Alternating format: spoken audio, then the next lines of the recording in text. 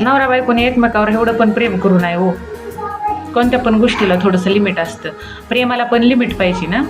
एवढं पण प्रेम करू नये की आपल्याला मुलं बाळ व्हावं, सुखी संसार व्हावा, पैसा पाणी यावा म्हणून आपण एखाद्याच्या तावडीत आपली बायको समजा डायरेक्ट एखाद्या रूममध्ये एखाद्या गाड्यासमोर बायको पाठवून देतोय म्हणल्यावर ते खरंच प्रेम आहे का दोघांचं एकमेकांवर?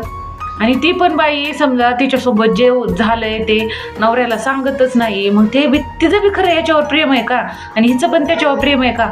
मग तुम्ही विचार करा ना, हे प्रेम आहे का काय दुसरंच आहे? नेमकी चूक कोणाची? नवऱ्याची चूक का बायकोची चूक? तुम्हीच विचार करा.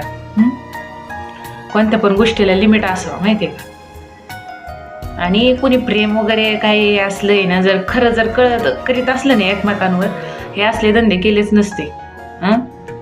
कुठं मुलं व्हावात म्हणून कुठं काय नासन, बिलकुल नाही. बिलकुल एकदम फालतूची गोष्ट झालेली, फालतूची गोष्ट.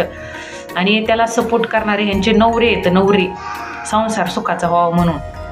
हे सुखाचा नाही, दुसऱ्याचा संसार स्वतःच्या घरात तुम्ही नांदवताय. थोडंसं हे पण कळालं पाहिजे ना. मग थोडंसं बायकांना पण हिशोबात ठेवलं पाहिजे. बायको जर हुशार असली ना, तिला फुल सपोर्ट करा. बायको जर हुशार असली ना आपली, तिला फुल सपोर्ट करा. पण बायको जर असले भोंदू कुठं काही आणि दुसरे जर तिला जर आहे ना डोक्याची मेंटॅलिटी जर तिची वेगळीच असेल ना, बिलकुल असं आहे ना सपोर्ट करायचं नाही.